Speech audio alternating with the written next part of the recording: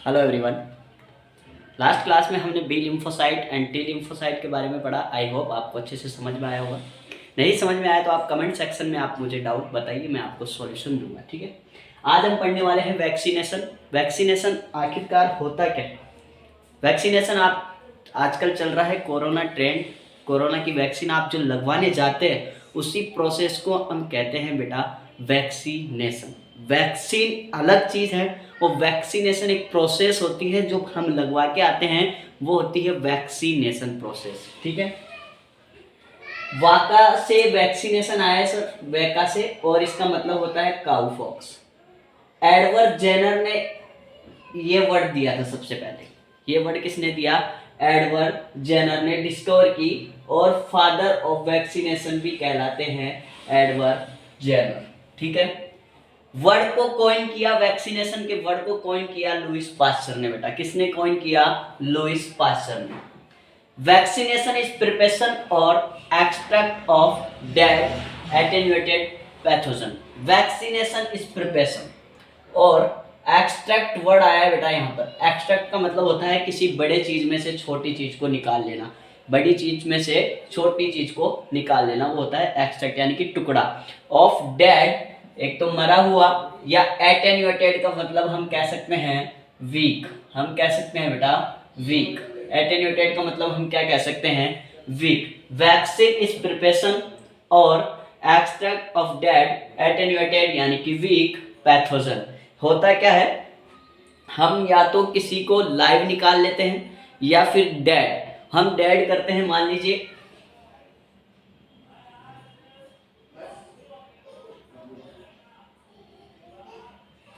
ये इंजेक्शन है बेटा, इसके अंदर या तो पैथोजन है जो वैक्सीन के हैं, या तो डेड होंगे या फिर एटेन्यूएटेड होंगे, वीक होंगे, वो हमारे अंदर एडमिनिस्टर कर दिया जाता है। वो हमारे अंदर क्या कर दिया जाता है? एडमिनिस्टर कर दिया जाता है, और ये अंदर जाकर क्या करते हैं? एंटीबॉडी बनाने के लिए हेल्प करते हैं। एंटीबॉडी बनाने के लिए हेल्प करते हैं। जैसे डिप्थीरिया का मान लीजिए आप, डिप्थीरिया का इसमें बैक्टीरिया है डिप्थीरिया का इसमें बैक्टीरिया है, और ये हमारी बॉडी के अंदर एडमिनिस्टर कर दिया गया है, तो हमारी बॉडी में होगा क्या? प्राइमरी रेस्पॉन्स होगा। प्राइमरी रेस्पॉन्स होगा। प्राइमरी रेस्पॉन्स होने में हमारी क्या बनेगी? एंटीबॉडी बनेगी। क्या बनेगी? एंटीबॉडी बनेगी। फिर उसके बाद सेकेंडरी रेस्पॉन्स होगा। जब भी अगर कभी भी वापस डिप्थीरिया का बैक्टीरिया आएगा तो मेमोरी सेल प्रेजेंट होगी वहां पर बेटा, मेमोरी सेल प्रेजेंट होगी। मेमोरी सेल प्रेजेंट होगी तो इस डिप्थीरिया बैक्टीरिया को क्या कर देंगे? वहां पर डिस्ट्रॉय कर दिया जाएगा। Next, provide temporary, permanent, active and passive immunity. ये हमें टेम्परेरी भी देती है और परमानेंट भी हो सकती है। टेम्परेरी जैसे कि आपने टिटनस का मैंने एग्जांपल आपको बताया था उस टाइम पर कि टिटनस का और स्नेक वाला अगर बाइट कर लेता है स्नेक तो हम एंटीवेनोम वैक्सीन लेते हैं, जो कि कुछ टाइम के लिए, शॉर्ट ड्यूरेशन के लिए ही होती है बेटा, शॉर्ट ड्यूरेशन के लिए ही होती है वो, इसलिए टेम्परेरी होती है। और कुछ परमानेंट होती है, जैसे कि आपकी पोलियो की आप 2 बूंद जिंदगी की पीते हैं, पता है आपको, वो लाइफ लॉन्ग होती है। ठीक है, based on property of immune system, based of property of immune system, यहां पर आएगा बेटा मेमोरी सिस्टम। ठीक है, यहां पर होगा आपके memory system. Based on property of memory of immune system, हमने बोला है कि प्राइमरी रेस्पॉन्स होगा, सेकेंडरी रेस्पॉन्स होगा, तो दोनों के अंदर ही क्या होता है? मेमोरी सेल बनती है। बी लिम्फोसाइट काम करता है और टी लिम्फोसाइट जब काम करता है, दोनों के अंदर ही क्या बनती है? मेमोरी सेल बनती है बेटा। क्या बनती है? मेमोरी सेल बनती है। तो ये वैक्सीनेशन होता है जो बेस्ड होता है किसके ऊपर? मेमोरी के ऊपर। फिर हम देखते हैं बेटा इम्यूनाइजेशन। इम्यूनाइजेशन क्या होता है? जैसे वैक्सीनेशन, हम वैक्सीन लगवाने गए, इस प्रोसेस को हम क्या कहते हैं? वैक्सीनेशन। इम्यूनाइजेशन क्या होता है? वैक्सीन लगने के बाद बॉडी ने क्या इवेंट किया? फिर से सुनेंगे, वैक्सीन लगने के बाद बॉडी ने क्या इवेंट किए, बॉडी के अंदर क्या इवेंट आए, वो होता है बेटा इम्यूनाइजेशन, वो होता है आपका इम्यूनाइजेशन। देखिए इसकी definition, it is process by which body produce antibody against administered vaccine, कोई भी वैक्सीनेशन हम लेते हैं, कोई भी वैक्सीन लेते हैं तो हमारी बॉडी के अंदर क्या बनती है बेटा, एंटीबॉडी बनती है। क्या बनती है, उसके खिलाफ एंटीबॉडी बनती है। यही होता है इम्यूनाइजेशन। उसके बाद जो इवेंट चलते हैं बॉडी के अंदर वो कहलाता है आपका इम्यूनाइजेशन। नेक्स्ट डेफिनेशन देखिए, change occur in body after administration. Change occur in body after administration. जब वैक्सीन को एडमिनिस्टर कर दिया जाता है तो उसके बाद हमारी बॉडी के अंदर जो चेंजेस आते हैं उसी को हम क्या कहते हैं बेटा, इम्यूनाइजेशन कहते हैं रे। उसी को हम क्या कहते हैं रे, इम्यूनाइजेशन कहते हैं। फिर Pasteur developed vaccine against rabies. Rabies के अगेंस्ट पास्चर ने, लुईस पास्चर ने डेवलप की थी वैक्सीन 1885 में बेटा, ठीक है। पोलियो वैक्सीन, पोलियो वैक्सीन पहले इनएक्टिव फॉर्म में होती थी बेटा। पोलियो वैक्सीन है जो इनएक्टिव फॉर्म में होती थी, यानी कि उसके अंदर इंजेक्शन के अंदर क्या होता था, इंजेक्शन के अंदर क्या होता था, पोलियो वायरस का जो पोलियो वायरस था इसके अंदर वो क्या था, इनएक्टिव फॉर्म में होता था और ये एडमिनिस्टर कर दिया जाता था। और इसकी डिस्कवर किसने की थी बेटा, साक ने। किसने की थी, साक ने। और ये IM और SC लगाया जाता है, IM और SC। SC का फुल फॉर्म बात करूं तो सबक्यूटेनियस, और IM का मतलब होता है इंट्रामस्कुलर। इंट्रामस्कुलर और सबक्यूटेनियस लगाया जाता है। पहले का ये जो पोलियो वैक्सीन थी। आजकल जो ट्रेंड में है वो क्या है बेटा, लाइव वैक्सीन। कौन सी है, लाइव वैक्सीन पोलियो, जिसकी डिस्कवर किसने की थी, साबिन ने। जिसकी डिस्कवर किसने किया था बेटा, साबिन ने डिस्कवर किया था। और ये ओरली देते हैं, 2 बूंद जिंदगी की, 2 बूंद जिंदगी की ओरल पोलियो वैक्सीन, जिससे हमें लाइफ लॉन्ग, मैंने बताया ये लाइफ लॉन्ग होती है, परमानेंट होती है हमारी बॉडी के अंदर पोलियो वैक्सीन। आई होप आपको इतना क्लियर होगा। अगेन वैक्सीनेशन क्या है बेटा, वैक्सीनेशन हम वैक्सीन लगवा कर आते हैं, इसी प्रोसेस को हम वैक्सीनेशन कहते हैं। इसका वर्ड वाका से आया है, वैक्सीनेशन वर्ड वाका से आया है, इसका मतलब होता है काउ। एडवर्ड जेनर ने ये वर्ड की डिस्कवर की, फादर ऑफ वैक्सीनेशन कहलाते हैं। Word coined bye Lewis pasture बेटा। वैक्सीनेशन इज प्रिपरेशन और extract of dead attenuated pathogen. Vaccine prepare की जाती है डेड से या फिर वीक पैथोजन से। Provide temporary permanent active passive immunity, ये हमें टेम्परेरी और परमानेंट इम्यूनिटी देती है बेटा। Based on property of memory, ये मेमोरी पे डिपेंड होती है बेटा। उसके बाद हम देखते हैं इम्यूनाइजेशन। इम्यूनाइजेशन क्या होता है, it is process by which body produce antibody against administered vaccine. मैंने बताया कि इम्यूनाइजेशन यानी कि change occur in body after administration. जब वैक्सीन को एडमिनिस्टर कर दिया जाता है बेटा, जब वैक्सीन को एडमिनिस्टर कर दिया जाता है उसके बाद हमारी बॉडी के अंदर जो चेंजेस आ रहे हैं उसे हम कहते हैं इम्यूनाइजेशन।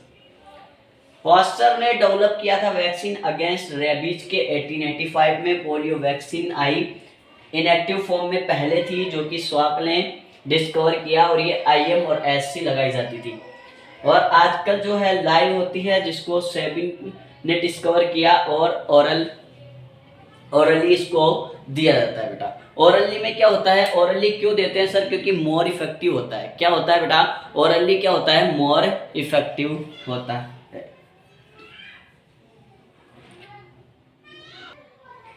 अब हम देखते हैं बेटा वैक्सीन। वैक्सीन होती क्या है, प्रोवाइड प्रोटेक्शन अगेंस्ट पैथोजन। हमने पढ़ा है कि वैक्सीनेशन तो क्या होता है कि हम जो प्रोसेस होती है लगवाने की उसे कहते हैं वैक्सीनेशन। जो लग रही है बेटा वो क्या है, वैक्सीन है। वो जो लग रही है वो क्या है, वैक्सीन है। और जो प्रोसेस हो रही है उसको हम बोलते हैं वैक्सीनेशन। वैक्सीन क्यों लगाई जाती है, protection against pathogen. Protection against pathogen ये 4 टाइप का होता है बेटा। ये वैक्सीन होती है जो 4 तरीके की होती है, live vaccine, killed vaccine, toxoid और सेलुलर फ्रैक्शन। लाइव हमने OPV अभी पढ़ी है बेटा, polio prepared from live organism. ये लाइव ऑर्गेनिज्म से बनाई जाती है।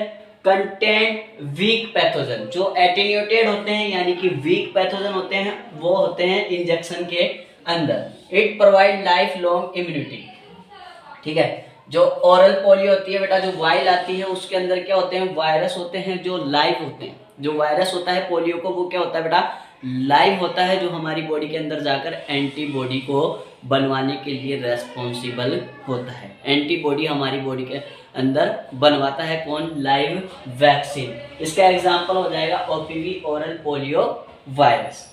किल्ड वैक्सीन बेटा, किल्ड यानी कि नाम से ही पता चल रहा है मरे हुए, कंटेन किल ऑर्गेनिज्म। ये कहाँ से प्रिपेयर किया जाता है बेटा? किल्ड ऑर्गेनिज्म से, जैसे कि रेबीज वैक्सीन हो गई और कोलेरा वैक्सीन। इनको किल करने के अलग अलग डिफरेंट मेथड है बेटा। Killed by heat, UV rays, chemical से हम इनको किल्ड कर सकते हैं।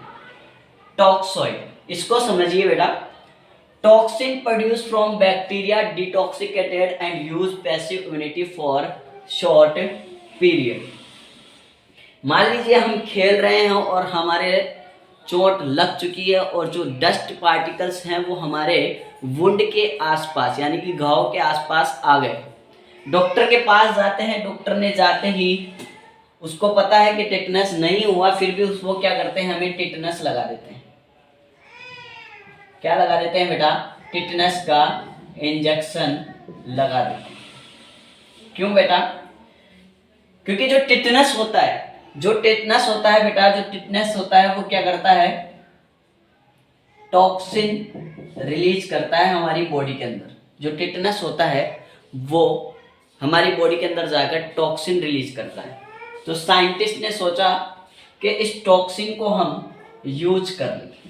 अगर ये बॉडी में जाकर टॉक्सिन रिलीज कर रहा है तो इस टॉक्सिन को हम क्या कर लें बेटा?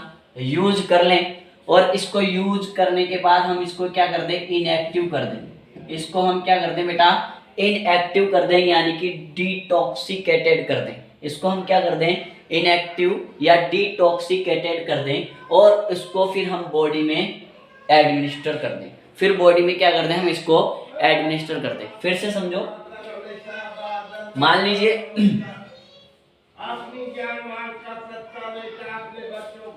टिटनस है जो हमारी बॉडी के अंदर एंटर कर चुका है और वो टॉक्सिन रिलीज कर रहा है। क्या कर रहा है बेटा?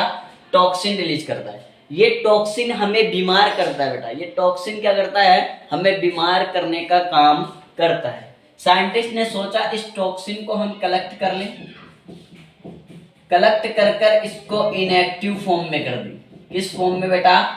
इसको हम इनएक्टिव फॉर्म में कर दें और इसको हम यूज ले लें। उसी को हम बोलते हैं टिटनस का इंजेक्शन और इसको हम एडमिनिस्टर कर दें, बोलते हैं बेटा टॉक्सॉइड, जैसे कि डिप्थीरिया एंड टिटनस। ठीक है। डिप्थीरिया में भी ऐसे होता है कि मान लीजिए किसी बंदर के अंदर हम डिप्थीरिया बैक्टीरिया डाल देते हैं और उसके अंदर जो एंटीबॉडी बनेगी उसको हम कलेक्ट कर लेते हैं। डिप्थीरिया का हमने ले लिया है, ठीक है, और फिर हम ह्यूमंस में एडमिनिस्टर कर सकते हैं। फिर आता है सेलुलर फ्रैक्शन। सेलुलर फ्रैक्शन का मतलब, फ्रैक्शन वर्ड का मतलब होता है बेटा टुकड़ा, और सेलुलर का मतलब ये होता है सेल का। सेल के टुकड़े से हम प्रिपेयर करेंगे बेटा वैक्सीन, प्रिपेयर फ्रॉम एक्सट्रैक्टेड यानी कि टुकड़ा cell fraction. It's safe for short duration. मान लीजिए, इसको समझिए, बैक्टीरिया के अंदर सेल मेम्ब्रेन है और इस सेल मेम्ब्रेन के ऊपर बेटा सेल वॉल है। क्या है बेटा? Cell wall. इस सेल वॉल पर स्पेशल मॉलिक्यूल होते हैं। इस सेल वॉल पर स्पेशल मॉलिक्यूल, इन स्पेशल मॉलिक्यूल को हम क्या कर लेते हैं बेटा? रिमूव कर लेते हैं, निकाल लेते हैं और इंजेक्शन में डाल देते हैं। और इंजेक्शन में क्या कर देते हैं बेटा? डाल देते हैं और इसे कहते हैं सेलुलर फ्रैक्शन। इसे ही हम कहते हैं बेटा सेलुलर फ्रैक्शन। ठीक है। वैक्सीन हमने देखा प्रोवाइड प्रोटेक्शन अगेंस्ट पैथोजन। ठीक है। ये 4 तरीके की होती है। लाइव, नाम से ही पता है लाइव होगी। किल्ड से लेंगे। टॉक्सॉइड, जो मैंने आपको ये फिनोमेना बताया बेटा, टॉक्सिन जाके रिलीज करता है और टॉक्सिन हमें क्या करता है? बीमार करने का काम करता है। तो साइंटिस्ट सोचा कि इस टॉक्सिन को हम कलेक्ट कर ले और इसको इनएक्टिव फॉर्म में करके हम बॉडी में एडमिनिस्टर करेंगे तो ये प्राइमरी रेस्पॉन्स दिखाएगा, यानी कि एंटीबॉडी बनवाएगा इसके अगेंस्ट। सेलुलर यानी कि टुकड़ा, सेल का टुकड़ा लेते हैं, यानी कि ये बैक्टीरिया है। इस बैक्टीरिया के अंदर सेल मेम्ब्रेन होती है, फिर सेल मेम्ब्रेन के ऊपर सेल वॉल होता है और सेल वॉल पर स्पेशल टाइप के मॉलिक्यूल होते हैं। इन मॉलिक्यूल को हम क्या कर लेते हैं बेटा?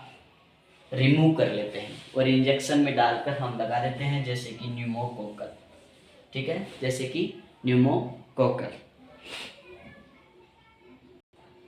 फिर बेटा हम देखते हैं combined vaccine. Combined vaccine scientist ने सोचा कि अलग अलग तरीके की बीमारी है, क्यों ना हम अलग अलग करके वैक्सीन लगाते हैं, तो क्यों ना हम एक कंबाइंड वैक्सीन लगा दें, जैसे कि डिप्थीरिया हो गई और एमएमआर हो गई। Diphtheria, pertussis, tetanus, mumps, measles, rubella इसकी फुल फॉर्म होती है बेटा।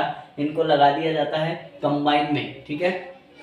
अदर क्लासिफिकेशन वैक्सीन की बात करें तो फर्स्ट जनरेशन, सेकेंड जनरेशन और थर्ड जनरेशन।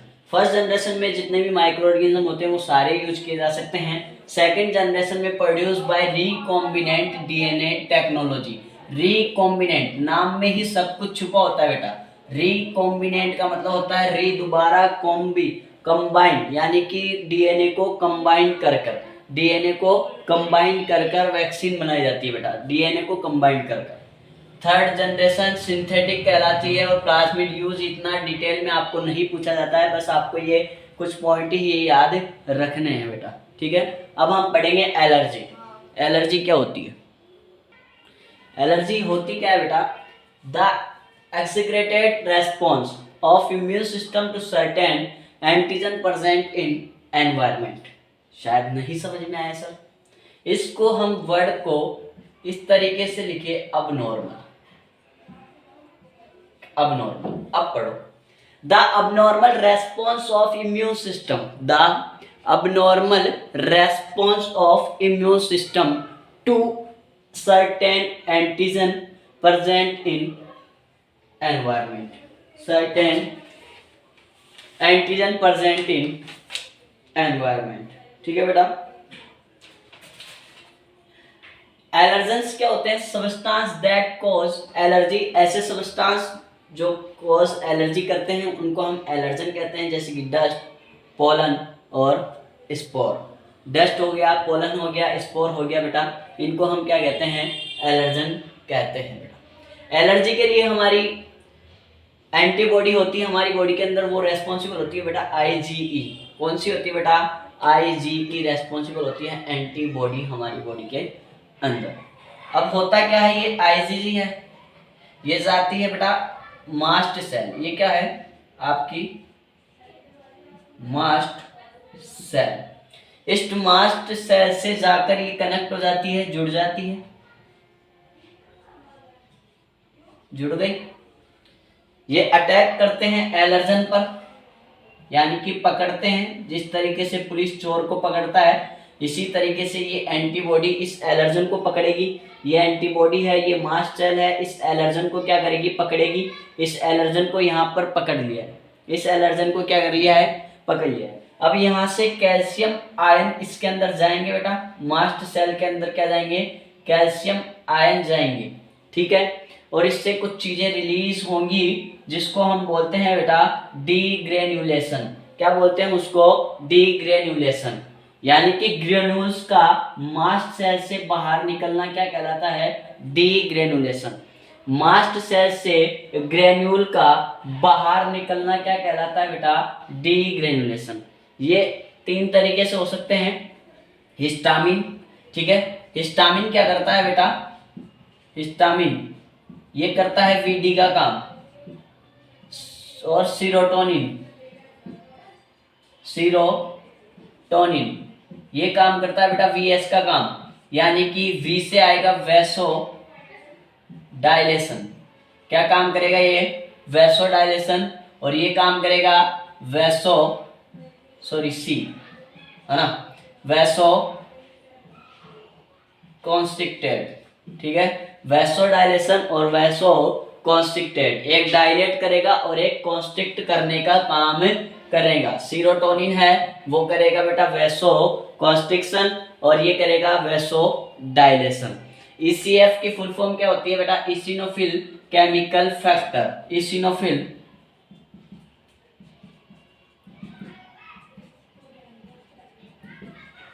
केमिकल फैक्टर, ये आपसे पूछा नहीं जाता है। हिस्टामिन और सीरोटोनिन के बारे में आपको दिया गया है, ठीक है। हिस्टामिन क्या करता है? वैसोडाइलेशन और सीरोटोनिन क्या करता है, वैसोकॉन्स्ट्रिक्शन। अब हम एलर्जी के सिम्टम्स को देखते हैं बेटा। अब हम एलर्जी के सिम्टम्स को देखते हैं।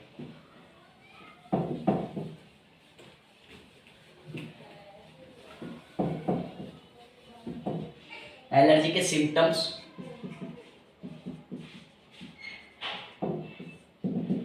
एलर्जी के सिम्टम्स बेटा, फर्स्ट वन है mainly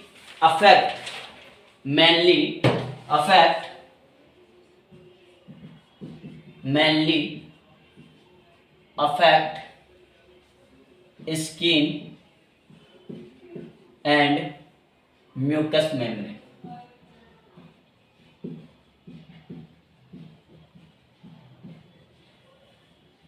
मेनली अफेक्ट स्किन, आपकी स्किन को एलर्जन होते हैं जो आपकी स्किन को और म्यूकस मेम्ब्रेन को ही अफेक्ट कर पाते हैं बेटा, ठीक है।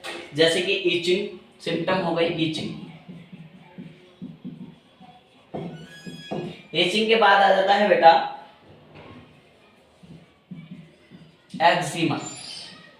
इसका मतलब होता है बेटा रेड स्किन होना, इन्फ्लाम्ड होना या skin become rough, skin become rough, inflamed या रेड,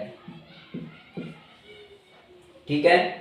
उसके बाद स्नीजिंग, कफ जो कि कॉमन है, sneezing, cough, watery eyes,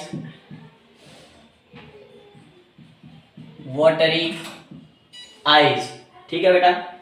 next difficulty in breathing, difficulty in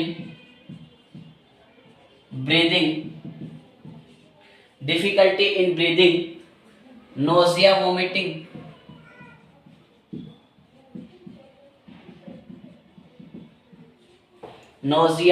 vomiting, diarrhoea,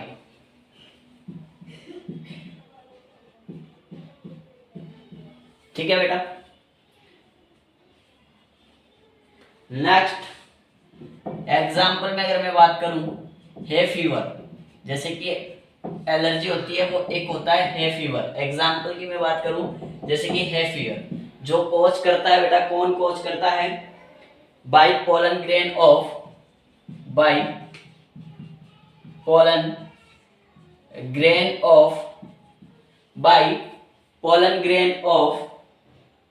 ambrosia plant, hay fever है जो किसके द्वारा होता है बेटा, किसके पोलन ग्रेन से होता है, अम्ब्रोसिया प्लांट के पोलन ग्रेन से आपको देखने को मिलता है। अस्थमा जो कि बहुत ही कॉम्प्लिकेटेड डिजीज है बेटा, asthma. Inflammation of bronchi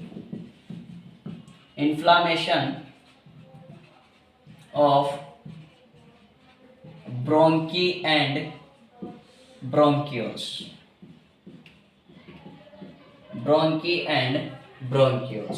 next example बेटा anaphylaxis.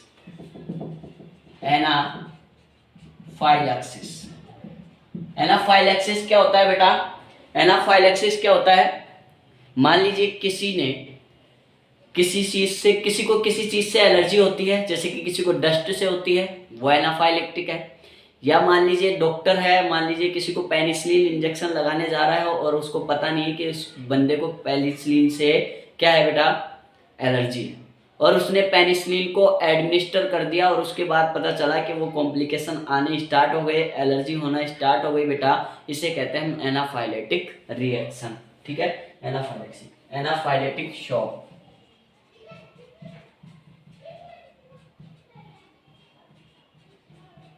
Anaphylactic shock, allergic reaction,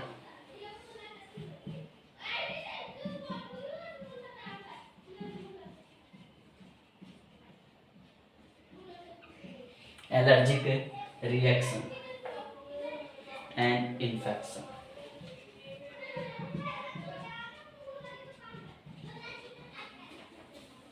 ठीक है बेटा, ये हो गया। आज हमने पढ़ा वैक्सीनेशन, इम्यूनाइजेशन, वैक्सीन। ठीक है बेटा, आपको इतना समझ में आया होगा। और एलर्जी हमने ये पढ़े हैं। ठीक है, आपको अच्छे से समझ में आए होंगे आई होप। अगर आपको कोई भी डाउट है तो कमेंट सेक्शन में ज़रूर मुझे बताएं, आपको मैं नेक्स्ट वीडियो में आपको ज़रूर सॉल्यूशन दूंगा। ठीक है, अगर अच्छी लगी वीडियो तो लाइक करें, शेयर करें। Thank you.